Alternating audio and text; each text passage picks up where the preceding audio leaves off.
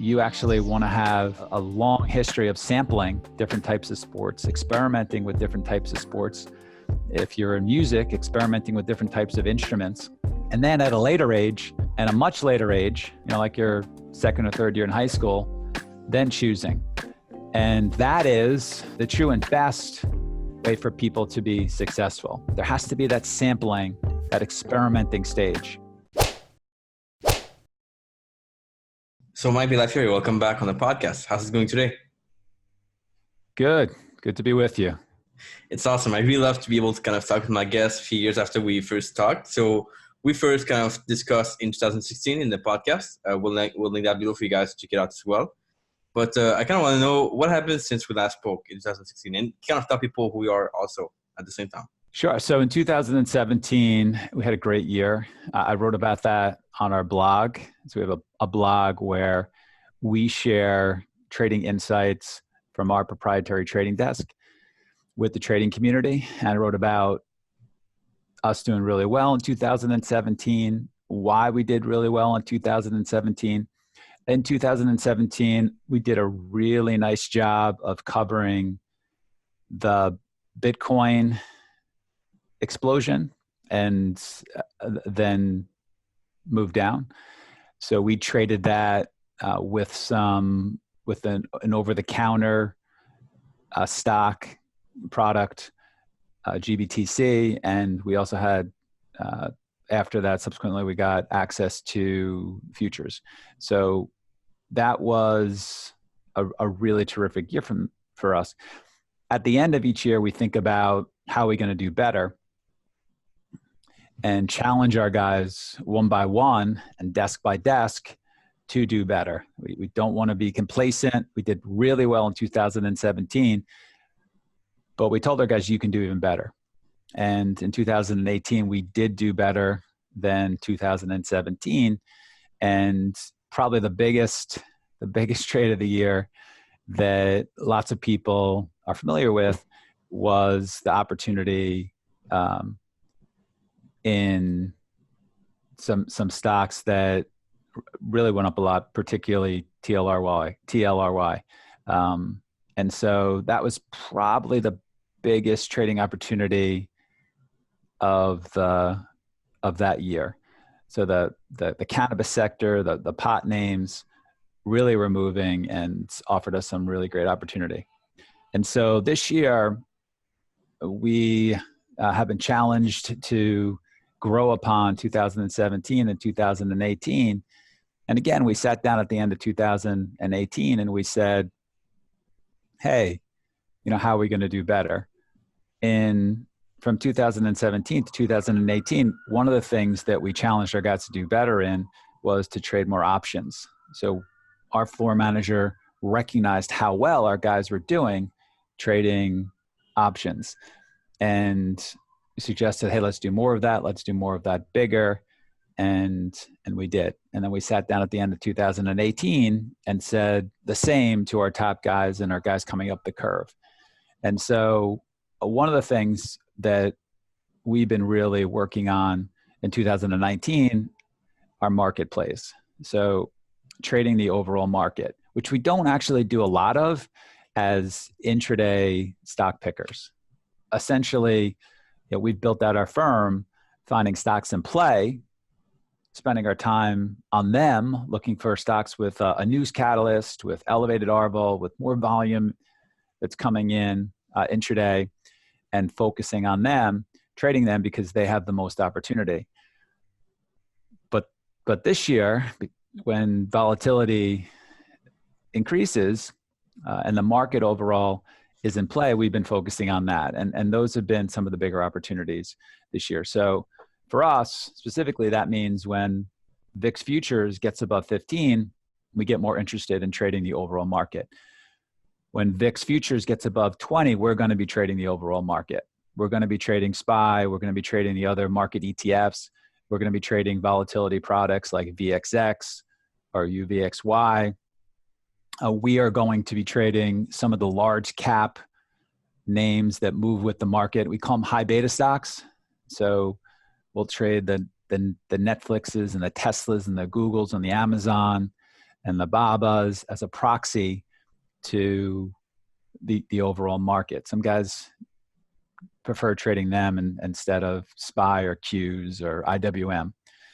And so that's what we're doing. Obviously, and I say this with a smile on my face, obviously there have been some things hitting the tape this year with the US-China trade war. We last week was probably the biggest opportunity that we've seen of the year when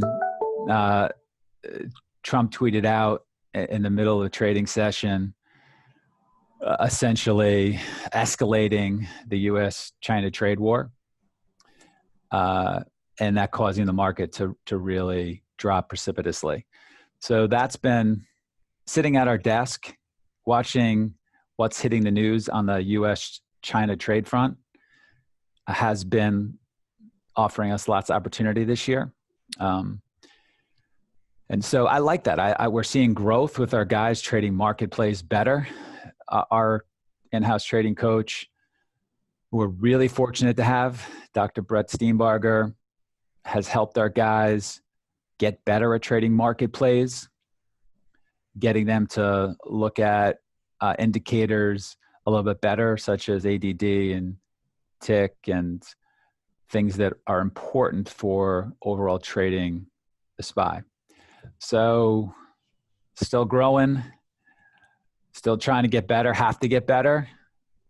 We talk about grow or die. It's part of the business. We've done well in the past, grow or die. That's our mentality. That's awesome. So that's where we're at.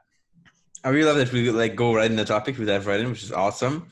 And I think that you as a kind of, I would say, co-owner and coach for these traders, that's probably awesome to be able to kind of help them out throughout this period and to see that if they go through this, they'll get better. Yeah. So if you walk the halls of SMB, the best traders are trying to get better.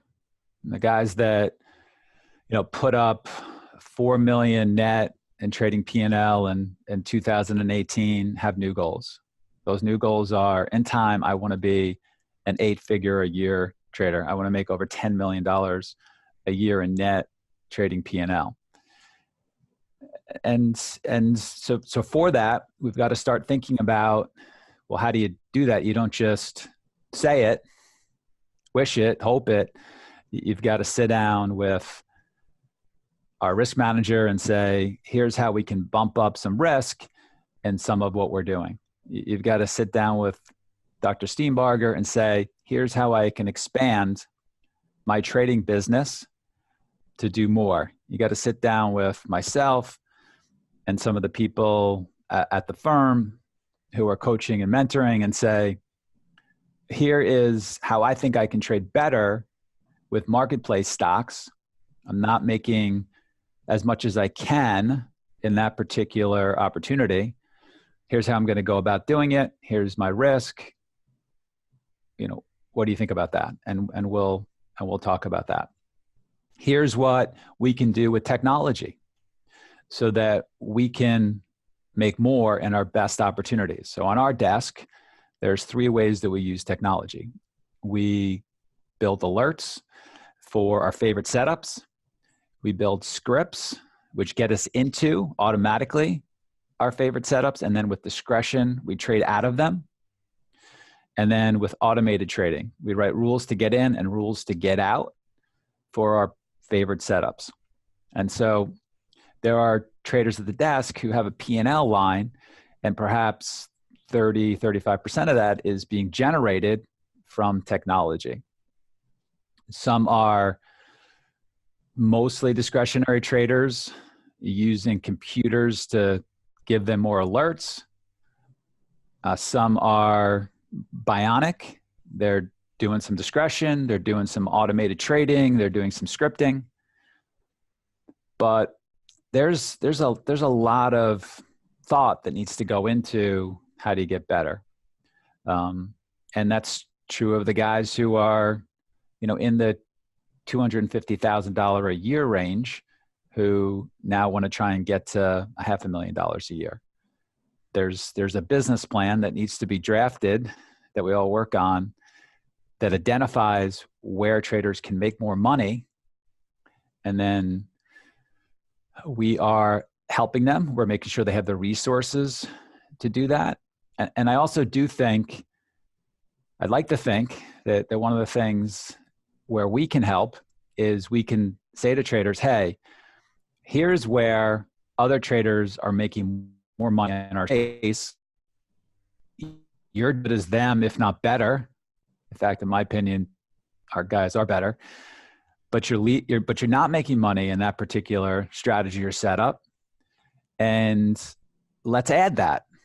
And here's the process to go about doing that. And so one of the advantages that I have from my seat in the trading community is that I work with really great traders at SMB because I've written a couple of books and we have an outreach through SMB Training. I do train elite active traders outside of the firm as well. So there are a select few 7-figure plus elite active traders who I work with all around the world. And I can see how they're making money. And I can see the strategies that are allowing them to make money. And I can share with traders and say, you know, hey, this is an area for you to do some discovery on. Maybe here's a trader that you should link up with who's outside the firm. Maybe you should share your daily report card with that trader, your trading review with that trader, and the two of you can collaborate even though you're at different firms. But the idea is for everybody always to be thinking about more and better and growing. Mm-hmm. That's awesome. I want to go back a little bit on what you mentioned about kind of algorithms and using automation to become better. So last time we spoke, I believe you were kind of starting to get more into that and starting to automate things more. So have you kind of come across any problems or issues with the automation? Or was it like simple to implement? Yeah, so we recognized probably in 2010 that we needed to give our guys an offering with better technology. And we thought, again, there were 3 ways to do that. Building alerts, building custom alerts, scripting, being able to automatically get into your best trades and then with discretion trade out of them, and then automated trading. And so we, in the course of the last 4 or 5 years, we were able to get the resources to our guys so that they can do that. And specifically, we created a joint venture with Kirshner Trading Group out of Austin, Texas.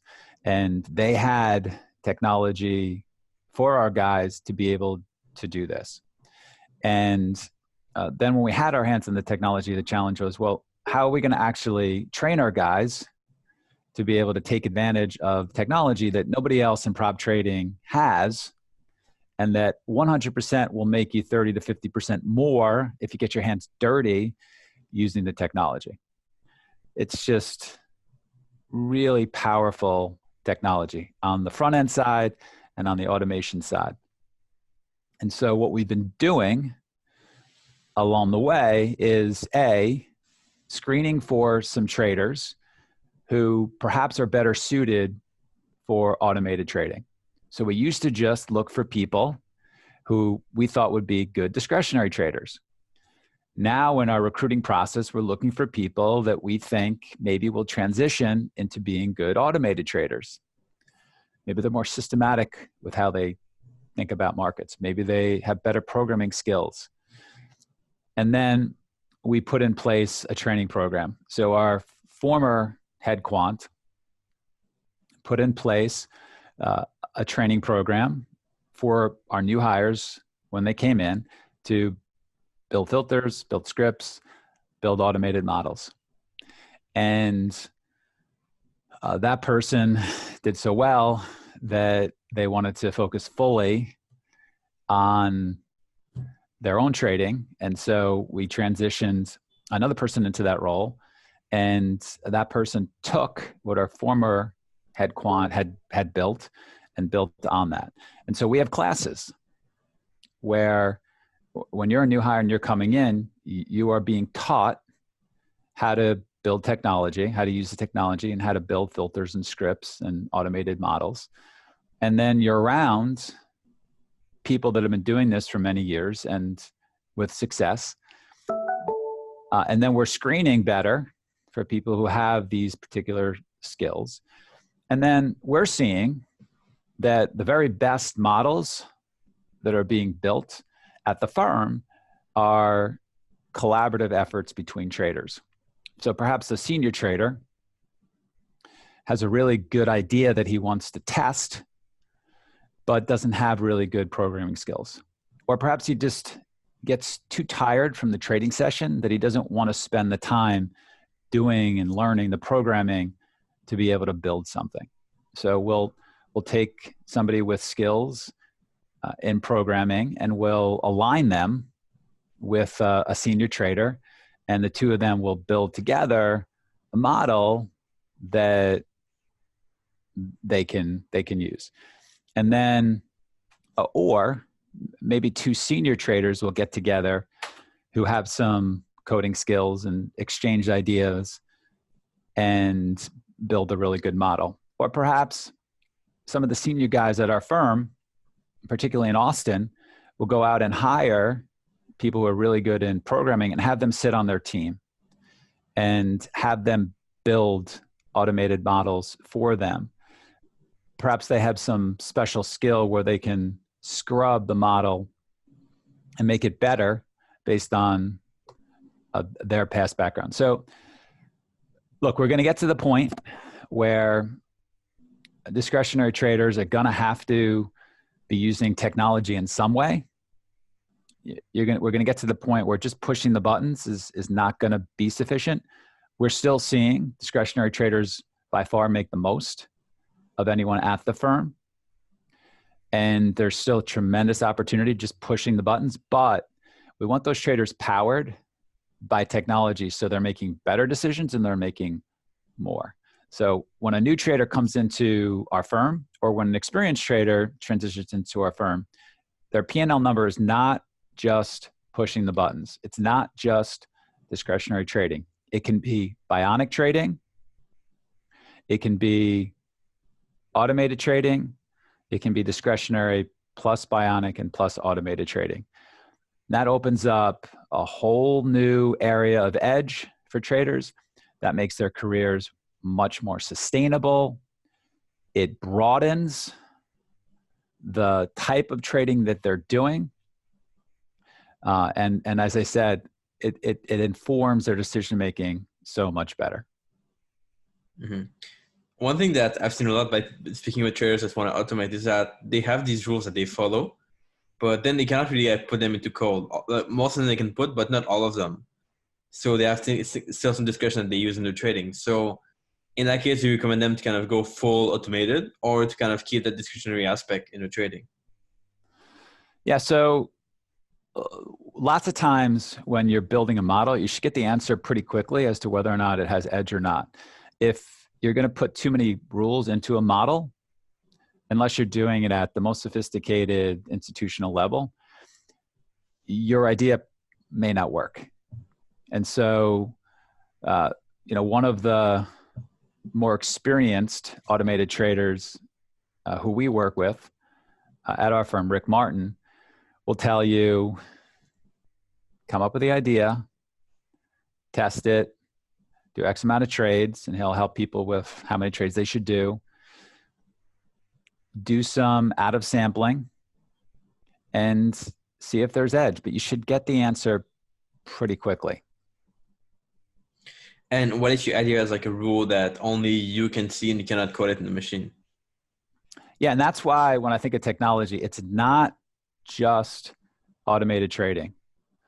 And we have seen traders who trade with discretion, who also have built alerts that help them make more, that have built scripts to get them into positions, and then they hand trade out of them, and then they have automated models. So the same trader will be running a similar strategy by pushing the buttons, being fully a discretionary trader, by having scripts where they're automatically getting into positions based on rules they've written, and then trading with discretion out, and then having models that are in and out based on rules. And so you don't have to get everything perfectly, and you want to understand that automated trading is the hardest thing of all those things, but there's plenty of money to be made just building alerts that pop up to get you into the types of setups you really like the most. Just having scripts that get you into more of the setups you like the most, letting the computer scan the universe of opportunities, get you in, and then you by hand can trade out. There's a tremendous amount of P&L to be made more on top of your present strategies by alerts and scripts. And you don't have to feel the pressure, because look, you make a good point of how hard it is to build automated models. That's the hardest thing to do. But you may get stuck with an automated model, but that might be a great alert for you. That might be an alert that adds 30% to your P&L. It might be a great alert plus a great script that you can build to get you automatically into something, and then you hand trade out of it. So your failed automated strategy might improve your P&L by 50% in these other two areas. And don't sweat the fact that you can't just write the rules in and write the rules out. That's one of the things that I love about the offering we have with our technology. That's really powerful. That's a powerful answer. I think people are really quick to drop the idea when they see it doesn't work, when they test it first. But that's a cool way to kind of see more in depth what works and what doesn't. Agreed. Awesome. So we wanted to kind of talk about, and this is a question I get a lot by people that reach out to me by email. They ask, what does it take for someone to be hired in like a prop firm or get some money from investors to trade for?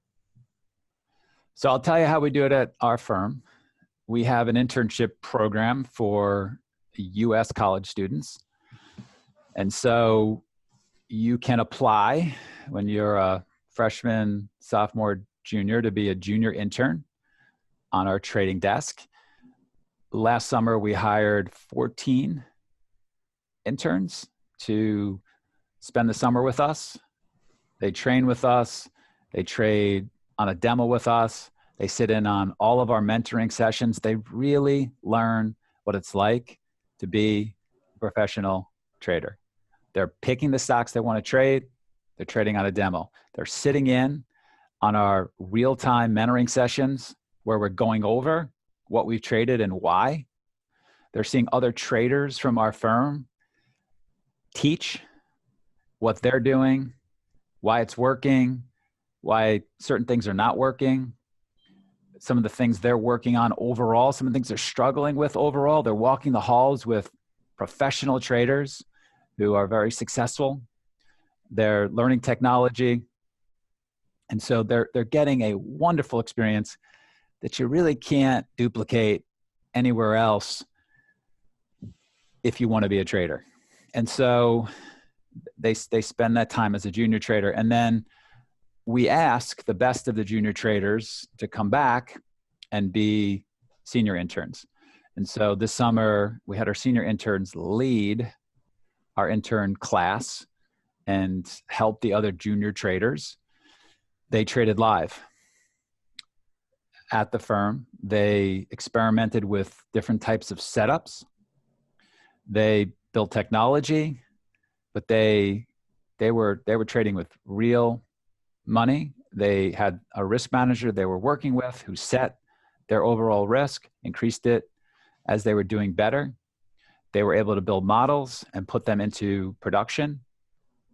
Again, they sat in on all the mentoring sessions. They oftentimes taught the junior guys by sharing what they were doing well and the things that they were working on.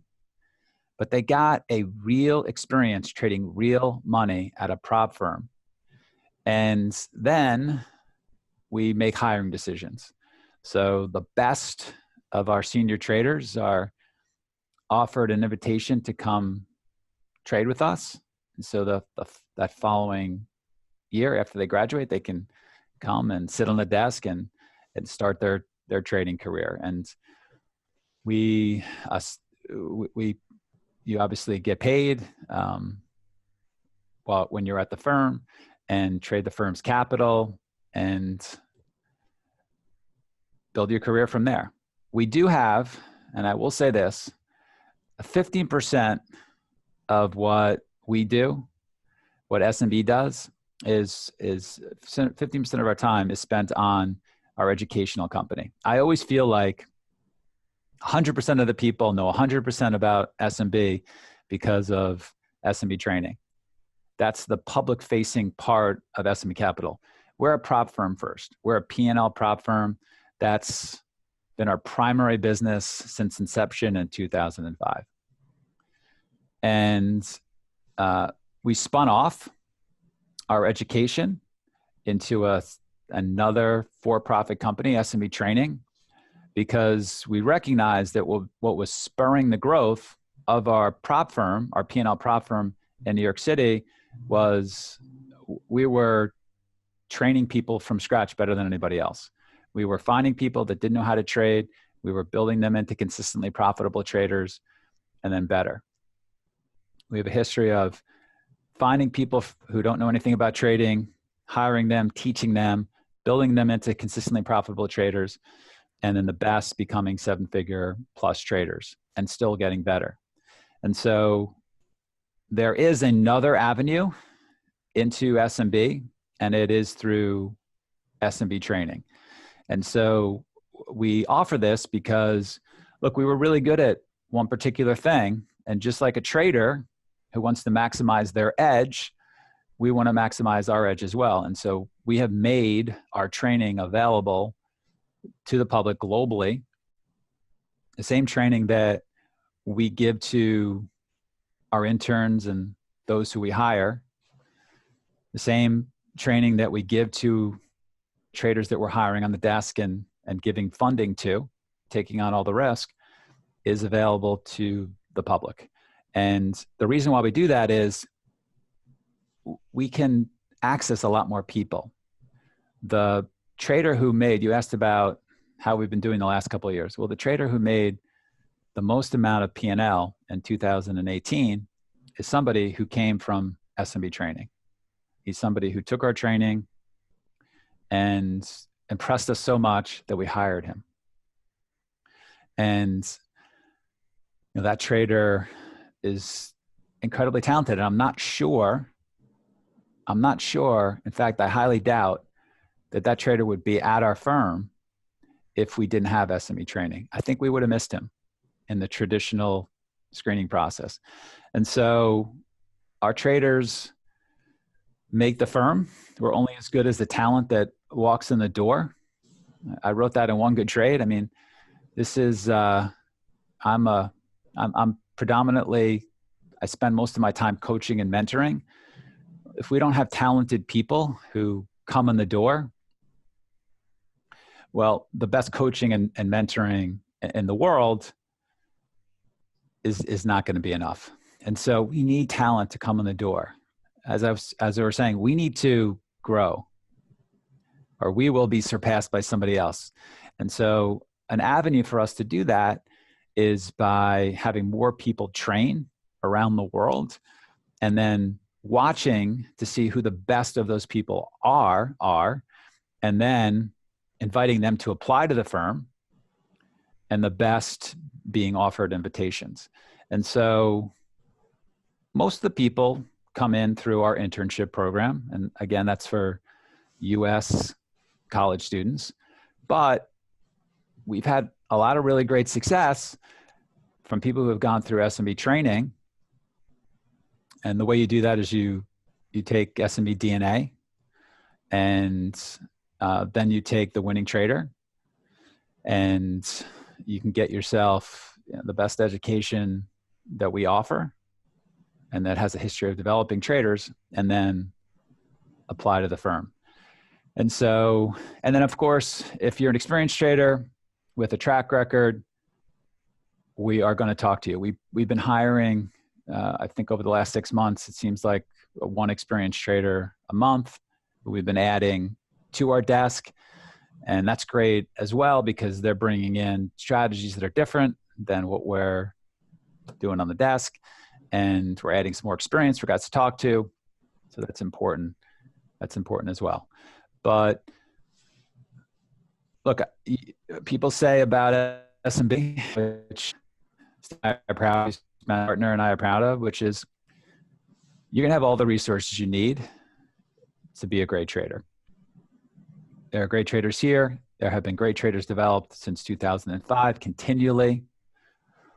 If you work hard, if you have ability, if this is the right type of trading for you, you're going to have everything you need to be a great trader.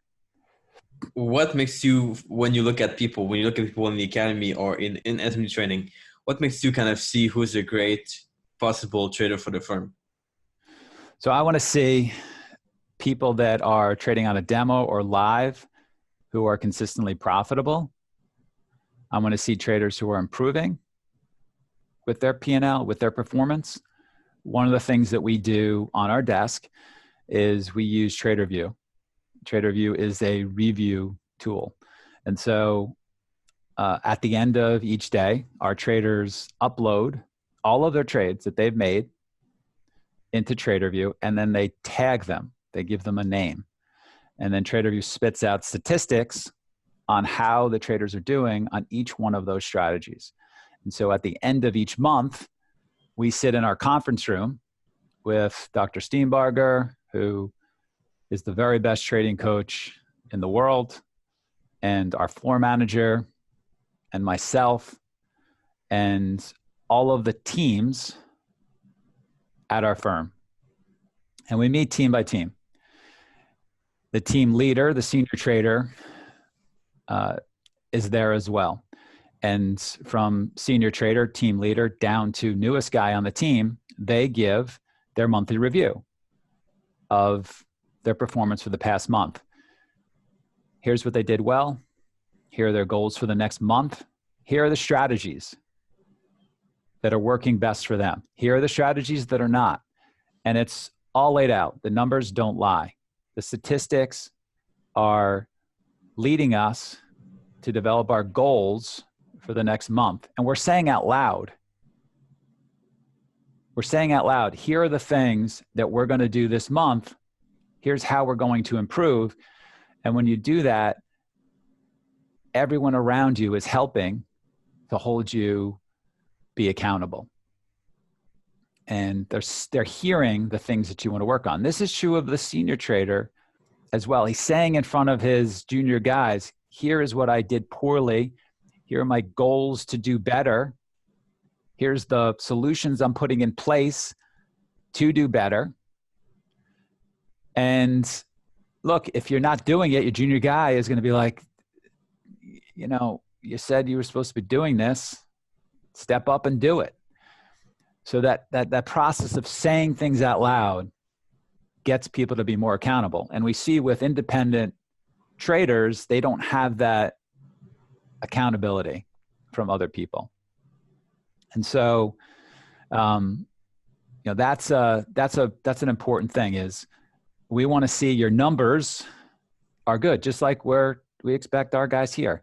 And then the final piece is, I shouldn't say the final piece. The next piece is we want to see you're doing the work that we do here. We want to see that your routine is strong, that you're doing a daily report card, that you're doing a trade review, that you're uploading your trades into TraderView, that you're reviewing tape of the best setups, that you are keeping and have a strong health routine. You're getting to bed, you're drinking your water, you're eating well, you're getting your exercise in. Whatever that is for you, that you're thinking about that you're practicing your mindfulness. People do that in different ways.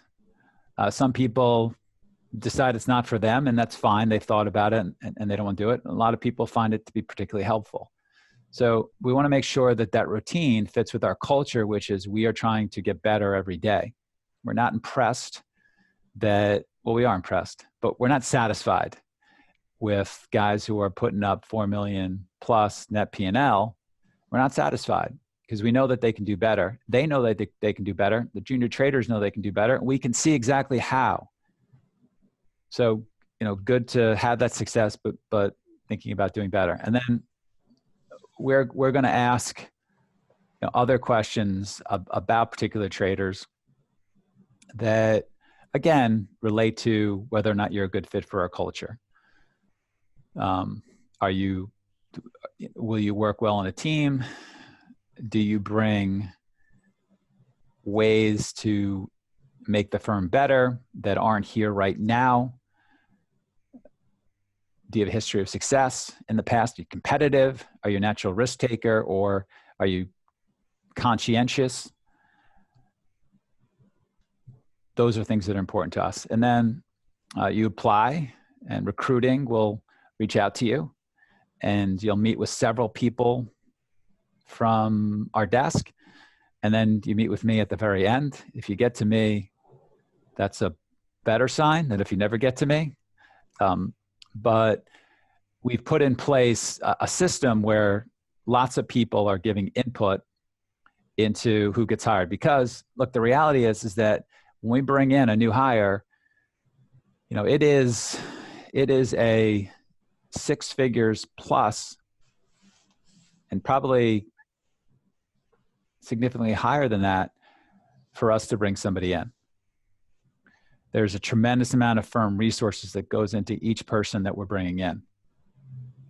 And we're going to give everything we got to those people, but they've got to be a strong candidate for us to put all those resources into. But having said that, sometimes people are surprised at who those particular people are. And it's not just the traditional people who are hired on Wall Street. It's surprising who has talent in trading sometimes. And so we've got to cast that wide net because there's people out there that can really do it and just haven't been given a chance. You have an example of that? A person that you didn't think maybe would be successful, but that got some really good result? So we're not going to hire anyone who we don't think will be successful. But I will say, and I guess this is being broadcast out to the trading community, if we were to have a beer and you were to ask me this question and there were nobody else in the room, I'd tell you a couple of funny anecdotes, and I've said them in the past. And there are people at our firm, not a lot, and they are certainly in the minority, but there are some people who I'm surprised have become successful. But now that I learn more about them, I recognize it was my own failure to see their just tremendous ability. It wasn't traditional ability. It's not something, I think a lot of times we judge people by the way they speak and the way they act and the way they look, perhaps too much because we're sort of trained to do that. And there are people, traders come in different shapes and sizes and talk differently. And there's sometimes people are so immensely talented and they're just not traditionally trained in lots of different ways. And you have to be really open-minded to understanding that and to not think that you have all the right answers, so that people have to act a certain way. Now, I was trained as a lawyer. I'm a former athlete. I grew up in a comfortable town around people that act traditionally appropriately. There's a big world out there, and those are not the most, those are a lot of times not the most talented people. And if you're running a P&L firm that needs to make money, we need to make money every month, year over year, to pay for all this infrastructure, and we take all the downside losses. We've got to make sure we're finding talented people and doing it smartly. Mm-hmm. So is that where, I guess, data and metrics comes in to kind of show you who's good and who's not good? Yeah, the numbers don't lie, right? So again, we're having these monthly meetings where traders are tagging every one of their trades, and then they come in and they present their monthly review. And it shows trade by trade how they've done in each particular setup. So for instance, we have a training program called the Winning Trader. This is our second training program. This is set of our traders go through. They spend time week by week going over a particular trade strategy. That strategy is mapped out for them, and then they spend a week focusing on that particular strategy. They get statistics on that strategy. They playbook that strategy so it makes sense to them. And they're not just focusing on one strategy. And one of the things that we've learned running a prop desk is that edge needs to fit with a person's cognitive and personality skills.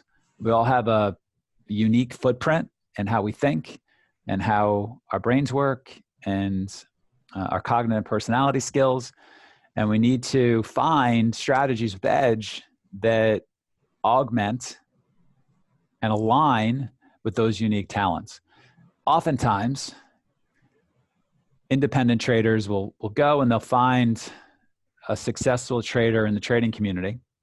They'll learn their strategy. They'll go pay for their training.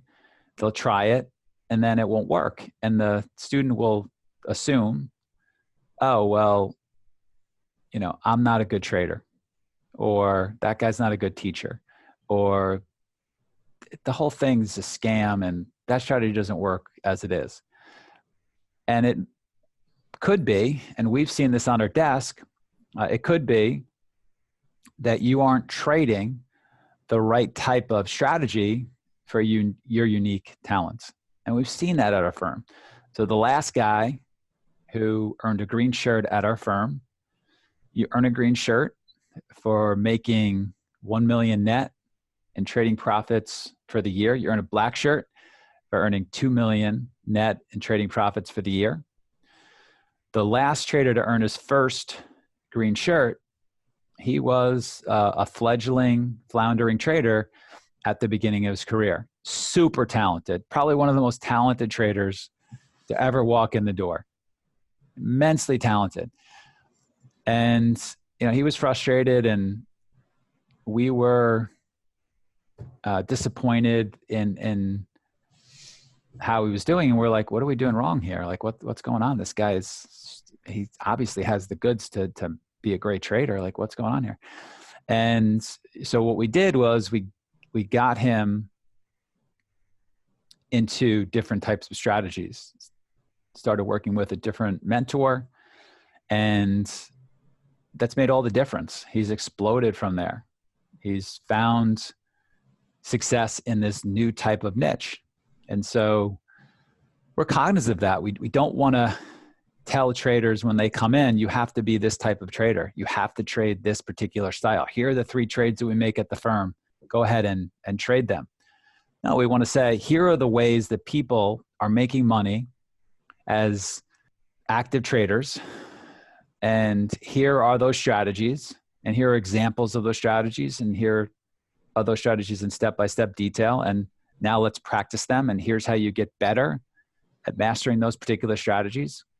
But your training can't consist of one guy that you thought was particularly charming on the internet who you gravitated towards and then think that that's the only thing you might need to do, or the only thing to judge whether or not you're going to be a success or not in trading, because it's just not true.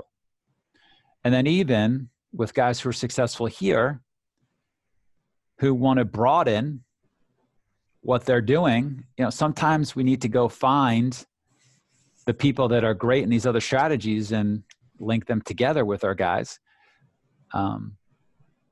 for them to keep growing.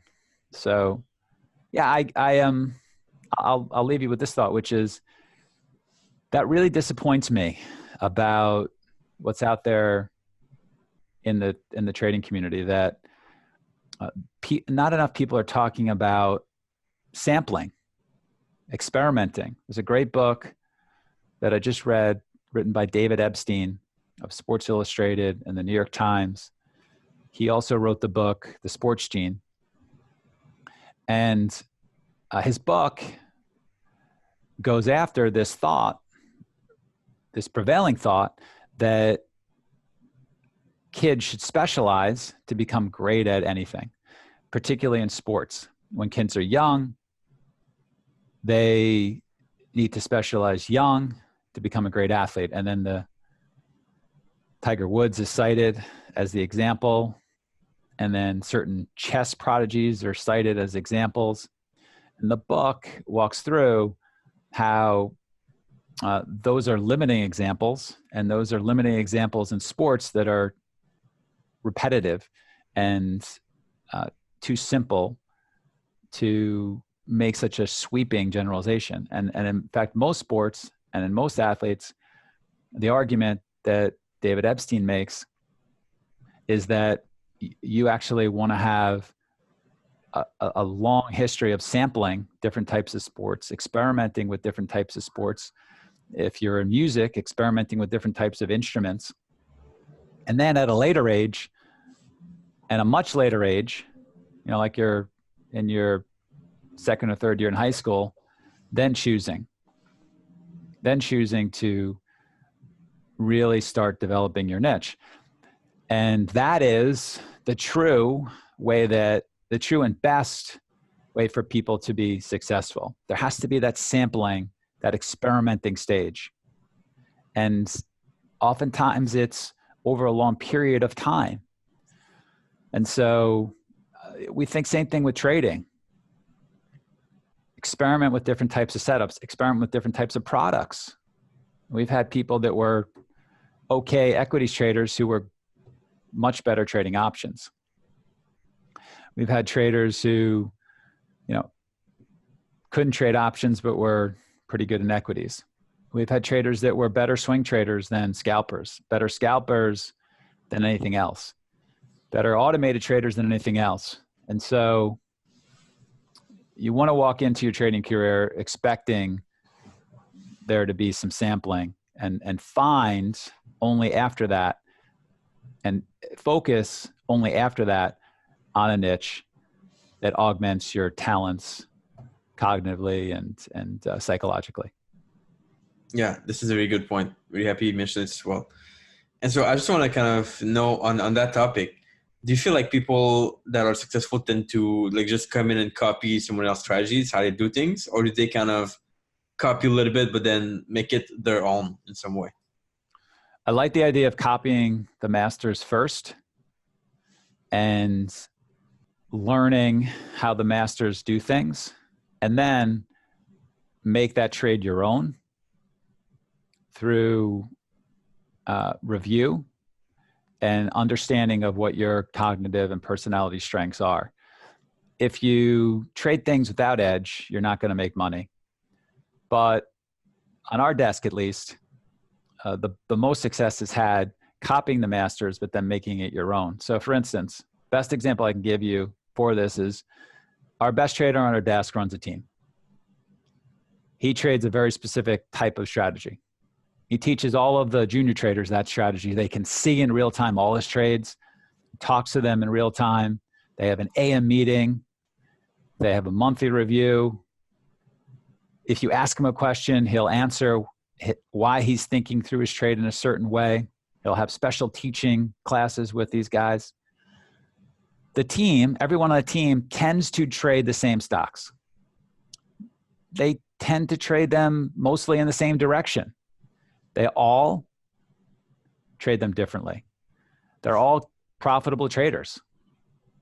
So you would think, hey, I've got this superstar, elite, active trader who's running my team. All I've got to do is just go do what he does.